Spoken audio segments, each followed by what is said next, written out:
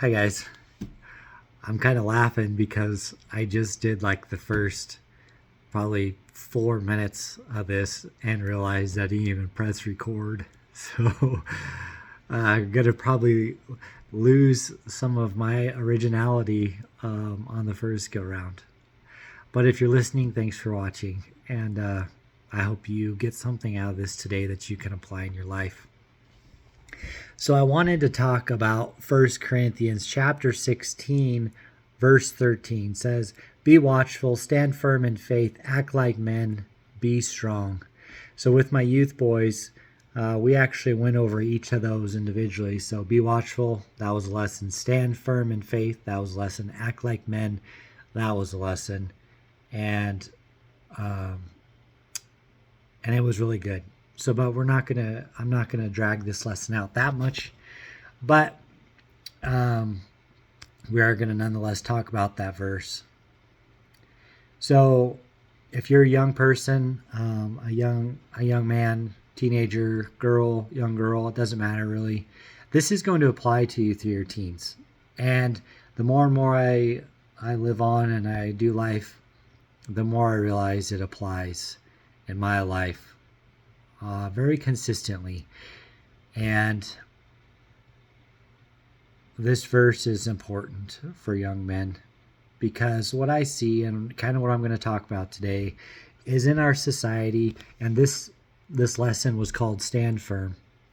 In our society, I continuously see people who are unwilling to do what is right because it does not directly benefit them, or not doing the right thing, or doing the right thing could maybe even hinder them a little bit in their professional lives or whatever it is that's going to benefit them. And it's really frustrating, especially for me, to watch men and even Christian men that I know that are unwilling to do what's right. And they might not necessarily be breaking any laws or doing anything illegal or doing anything unethical, but they fail to stand firm in their beliefs. And what I mean is by that is, as a Christian, everything that I do, my relationship with Christ should apply to my life in everything that I do. Whether that's my views on how management works at my job, whether that's, how I conduct myself at the gym, or my ethics and how I hunt as a hunter.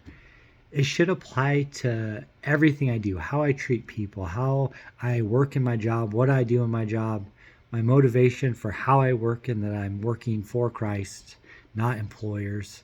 I'm working for the glory of God. And so therefore that affects how I view everything in society, including my work. And so those opinions that I establish at my work, my job, those are my opinions as a Christian. And so I might not agree or go along with societal things in my workplace. And I see so many men unwilling to make those stands on their beliefs of what they believe is right and wrong, because if they were to do that, it would hinder them in advancing their careers and being paid more. Now, I can understand wanting to be paid more. I really can. But not at the cost of sacrificing what I believe and not standing firm as a man. So Romans 12:2, "Do not be conformed to this world, but be transformed by the renewal of your mind, that by testing you may discern what is the will of God, what is good and acceptable and perfect." So right there, we're not to be of this world. We're supposed to be transformed by the renewal of our mind when we become Christians.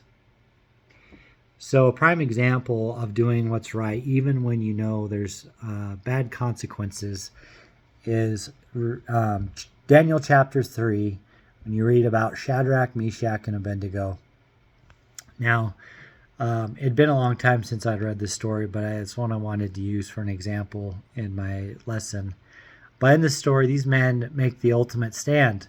They have faith and are willing to make the ultimate sacrifice. They are willing to die a horrifically painful death, not knowing if God would save them or not. We must always stand in what we believe is right and biblical, knowing that God will provide and take care of us. So I encourage you, if you haven't read that story for a while, Daniel chapter 3, go brush up on it. I don't want to make this like an hour-long lesson and give you all the details of that story. But basically those men stood what was right, and they knew they may be killed for it. And they did it anyways. And they didn't know for sure at the time that God was going to save them, at least not from my opinion and what I read in the Bible. But they did it anyways. And I just want to see that kind of courage in men. I want to see us to be bold and strong and willing to sacrifice because we're doing what we know is right. Sure, it could be hard on us. It could be hard on our families, but we need to demonstrate to our families and to our children that we're willing to do things that are hard, and we're willing to do them because they're the right things, and we're willing to do them knowing that there very well could be negative consequences. I'm sure some of you have probably heard this term, or this, well, I'll read it for you. But as Americans, especially, I believe we have grown to be too comfortable. Our lives are so good, we're always afraid of losing our comfort, losing our job, our cars, our house, that pension. But what are we as Christian men if we conform to this world to keep or to get those things? You may have heard this saying, hard times create hard men. Hard men create easy times, and easy times create soft men. And I believe that this is the current state of our country, has created soft men. Life is so easy. Our men are trying to decide. Some men are trying to decide if they're a man or a woman. Now, I'm not going to get into that topic right now, but I just can't help but believe if we were in a current state in our country where we were struggling to survive, we were struggling to meet all of our basic needs, I can't imagine we would be struggling with a lot of these issues. Life is just too easy. Men are willing to conform to what our society or government says we should do, and it's not just men either. It's everybody. But men, we are called to lead. We are called to lead our homes, called to lead our families, to lead in our churches, to lead at our work, even when it's difficult.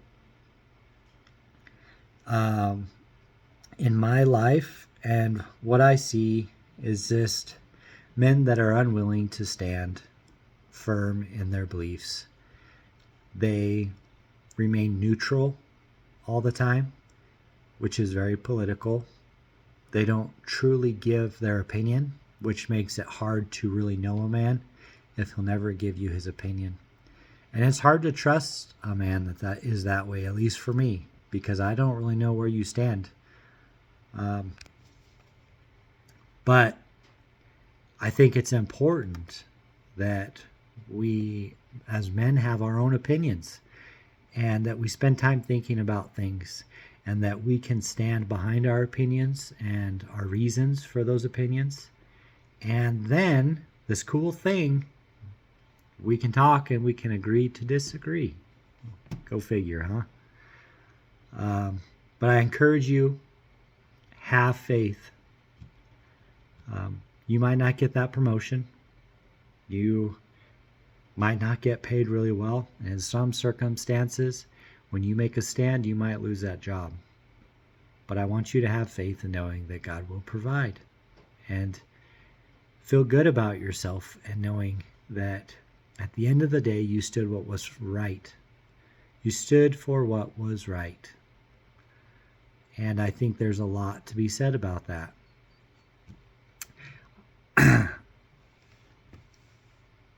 I want to use COVID as an example for doing what was right.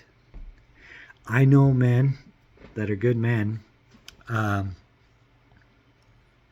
that were in the military, or maybe or currently still are in the military, some of them, and they were willing to put their careers and their reputation on the line in the military and did everything they could to refuse having that vaccine forced on them. And I applaud them for that. And even in my own job, my wife and I discussed it far before it ever came down, and it never did, thankfully. But we discussed I would let them fire me before I was forced to. Now, whether you agree with the vaccine or not, I don't believe any American should ever be forced to have any vaccine or any shot. But those friends, they were willing to make that stand then. They were willing to make that stand, and I applaud them for it. And then on the other side, I know men who did the opposite. And instead, they were just willing to get the shot. And their excuse was that they had to provide, they needed their job to provide for their family, which I totally understand that sentiment. I have a wife and kids. But this is what I did and what my friends did, and I believe is the correct move, is they chose to do what was right, knowing there could be negative consequences, and they would have faith in Christ, knowing that everything would be okay if they lost their job, and they would figure it out.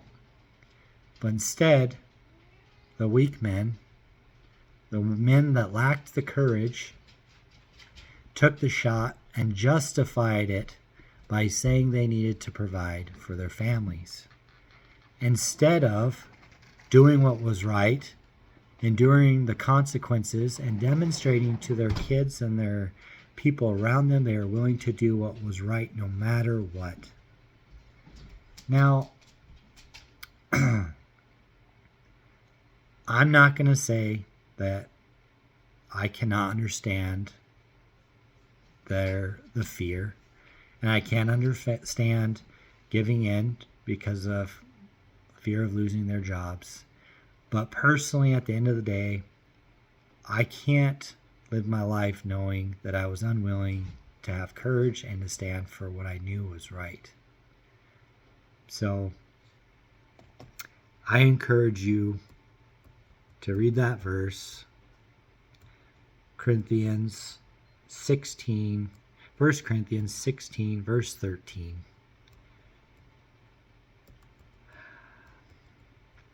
Be willing to do the right thing, especially when it's difficult.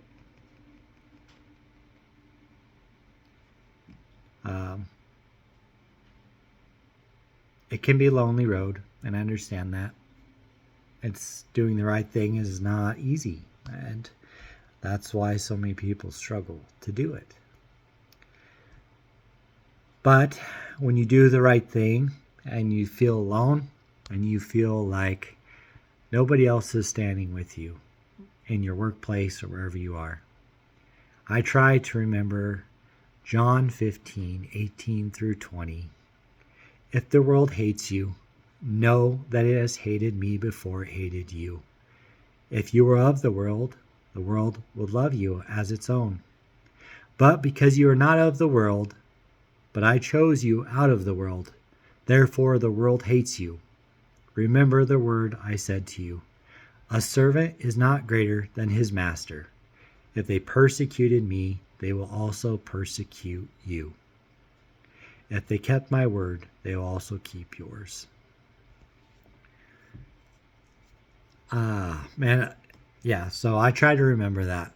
If at times I am feeling like I am on my own and I have nobody else standing with me, try to remember that verse and know that the world hated Jesus, and if we are Christians, they will hate us.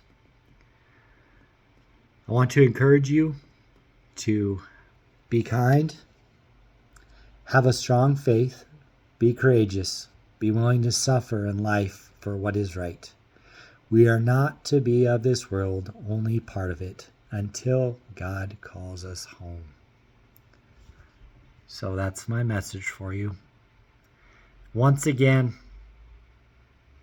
my own interpretations of Scripture and my own interpretation of doing what's right. But nonetheless, I get this from my own life experience and from the Bible. And so take it or leave it, but that's my 2 grains of salt. And I pray that it blessed you in some way.